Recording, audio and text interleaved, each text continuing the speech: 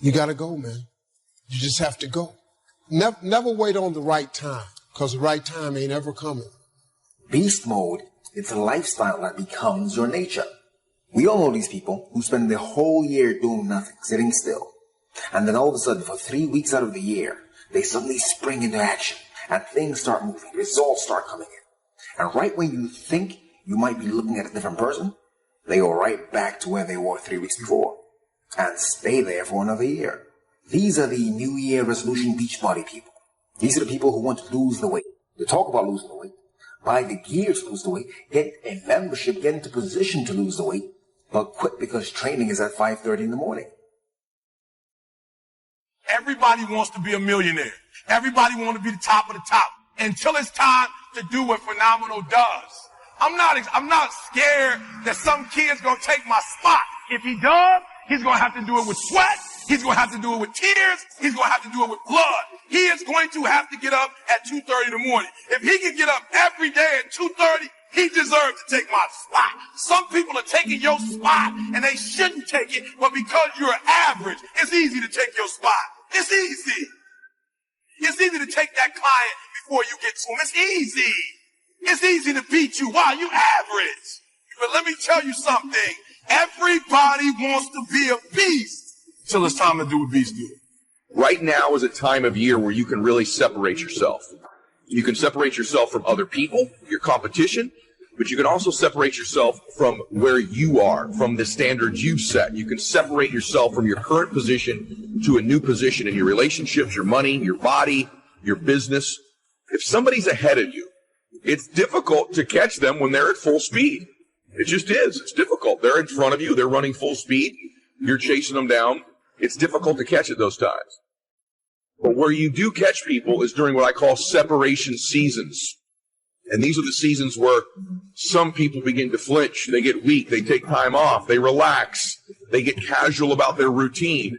Maybe they're not as sure about their standards as they once were. And when they do that, they flinch. Bam! You blow their doors off as you keep pushing and separate yourself during that time. This isn't just about competing against other people. It's separating yourself from where you currently are, which is what all of you want to do. It's called growing. You see, beast mode is about the hunt. And if you don't get that, if you don't understand that, then you'll think that you can just turn it on whenever you want. Now, I've got to pass this class. Time to get into beast mode. I've got to get this promotion. Time to get into beast mode. That's not how it works. It's about the hunt. The hunt is what terrifies me. People don't even understand the hunt because it's primal. It's do or die. It's all or nothing. The hunt.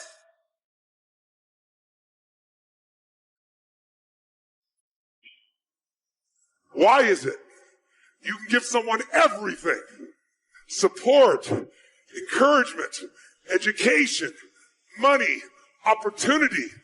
And the people you give the most to sometimes spend their life going in and out of rehab their whole life. And then you see people that life is just kicked in the teeth. People have been through any form of abuse, mental, emotional, physical, any. People that had no opportunity. Who somehow developed the one factor that will separate you from all those people that talk a good game and make you one of the few who do. It's called hunger. See, if you look at Sir Richard Branson, a good friend of mine, Richard, this guy's as hungry today as when he was 16 years old, starting virgin in a crypt there in England. In his late 60s, he's got the same drive. The most important conversation is the one you have with yourself. You wake up with it, you walk around with it, you go to bed with it. Eventually, you act on it. Sometimes you act on it good, sometimes bad. You got to change the internal dialogue. Until you change the internal dialogue in your head, until you callous over the victim's mentality that the world is out to get you because of you are the only, you got to change that, man. And if you keep that mentality, you're going to stay in the same exact spot that you're in. You're not going to drop 42 pounds in one season. That's going to take some endurance. You're not going to become your best self all by yourself. That's going to take some collaboration. So stop trying to be a beast for a week and realize that it's about a lifestyle. You live it day in and day out. And when you practice that long enough, it becomes your nature. In life, we really will never exceed what we believe we're worth. We just never will. And so if you can begin to do things you think other people aren't willing to do, or maybe do things the former you weren't willing to do, you begin to believe that the new you deserves things other people won't get, and the new you deserves to get things the former you didn't get either. So this is why this season is so critical. And I've stacked up maybe 30 straight separation seasons. There's other ones. There's summertime, right? There's times like that. But right now is the big one. You all know what I'm talking about, right? Everyone gets kind of casual. Everyone slows down. And one day turns into 3 days, turns into 4 days. You know, Christmas is a holiday. It's not a holiday. New Year's Eve is a holiday, not a holiday or a holiday week. But people keep taking these holiday weeks and holiday months this time of year. And it's when you get them. It's when you get the former you. It's when this new version of you emerges. So take advantage of this season. It's the greatest of all seasons. And I can tell you it's one of the reasons why, if I do have some good things going on in my life, is I separated during this time. I separated from the old me, and I separated from my competition.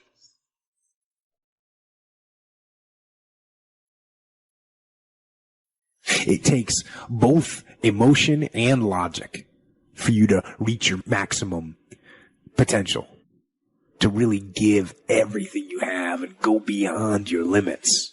So when it doesn't make sense, logical sense to go on, that's when you got to use your emotion. That's when you got to use that anger, that frustration, that fear to push yourself harder, to push yourself to say,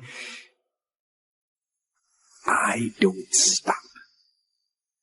So you fight the weak emotions with the power of logic, and you fight the weakness of logic with the power of emotions. And in the balance of those two, that's where you find the strength and the tenacity and the guts to say to yourself, I don't stop.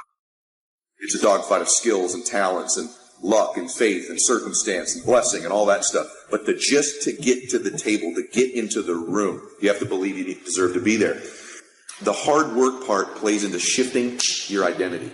That over time, not even that long a period of time, when you're doing the things others are unwilling to do, you begin quietly to begin to believe that, oh, I deserve to be rewarded in ways these other people aren't going to be rewarded because...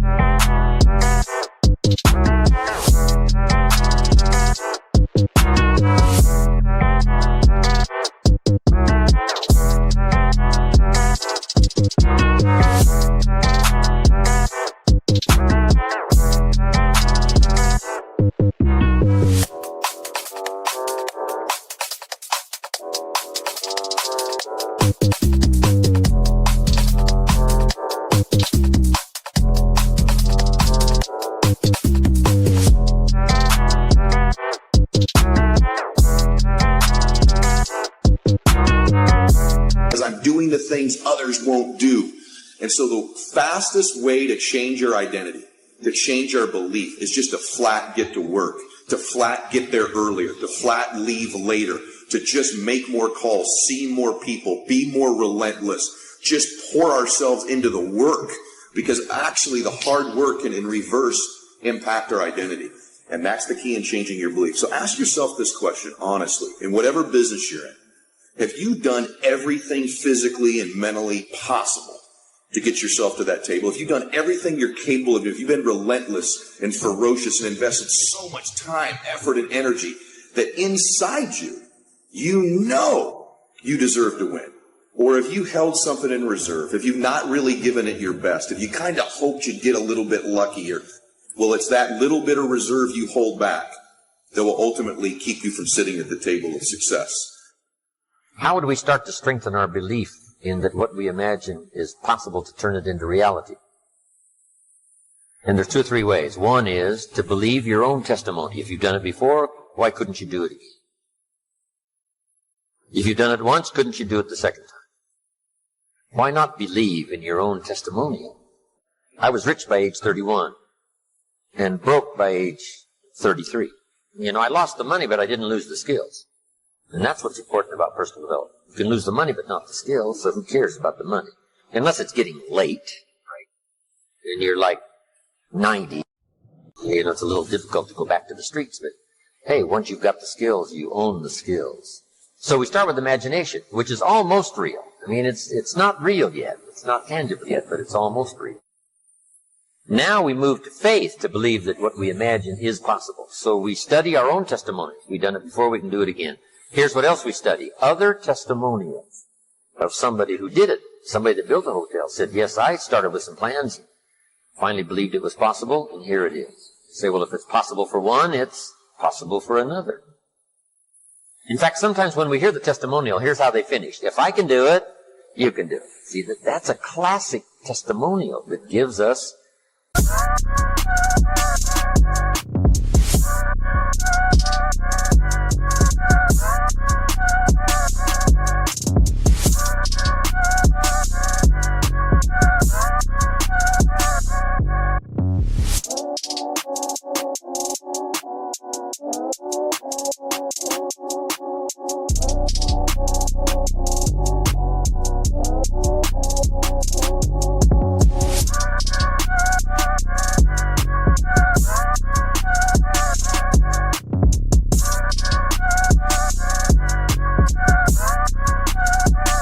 now what we call faith.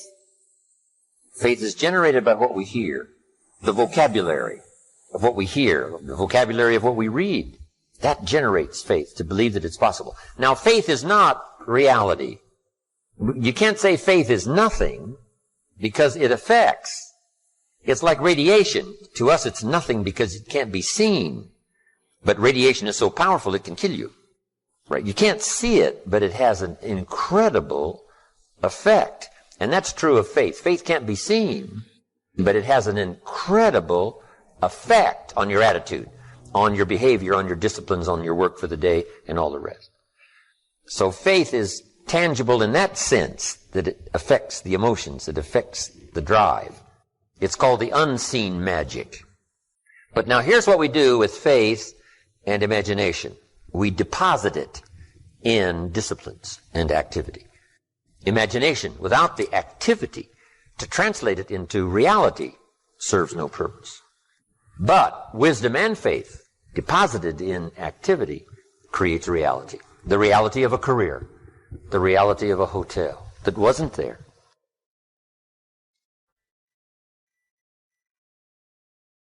See, if you wake up every day and you say you're not a morning person, you're doing a serious disservice to yourself. Because your attitude determines your altitude. A lot of your mornings start off bad because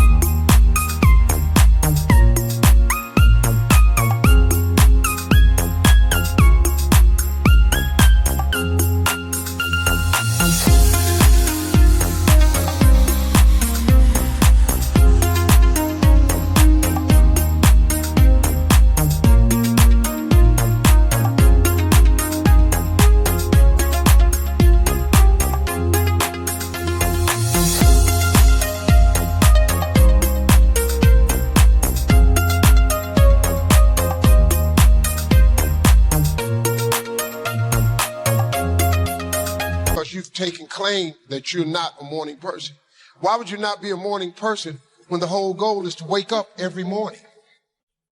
You got to be in a life-changing business. People have got to look at you like a light. Something should be in you that shows other people that there's hope. You don't know this about yourself, but you're going to be that person one day. And you got to start preparing for what you want to be. At least let God know you're glad you're alive. If you don't let nobody else, you don't know it, but you're going to be a light one day. And people are going to look to you for that light. I believe in winning the battle against yourself. Because there's a lot of things you can control. When you wake up, it's about making your bed. Make your bed. Make sure your house is clean. Make sure you get your breakfast. Make sure you shower, shave. Whatever you're doing, control that. Don't hit the snooze button. All these things are very important. That's been told a lot of times. Why don't you hit the snooze button? Because you wake up already failing. You're already behind the power curve. So what happens when you hit the snooze button? You may not make your bed. You may not pick the right clothes out in the morning time. So that's the mindset that I think it's important to bring with you every day you go, everywhere you go in life. Time is the inexplicable raw material of everything. With it, all is possible. Without it, nothing. The supply of time is truly a daily miracle, an affair genuinely astonishing when one examines it. You wake up in the morning and lo, your purse is magically filled with 24 hours of the unmanufactured tissue of the universe of your life. It is yours. It is the most precious of possessions. No one can take it from you. It is unstealable. And no one receives either more or less than you receive. In the realm of time, there is no aristocracy of wealth and no aristocracy of intellect. Genius is never rewarded by even an extra hour a day. And there is no punishment. Waste your infinitely previous commodity as much as you will, and the supply will never be withheld from you. You cannot waste tomorrow. It is kept for you. You cannot waste the next hour. It is kept for you. I have said the affair was a genuine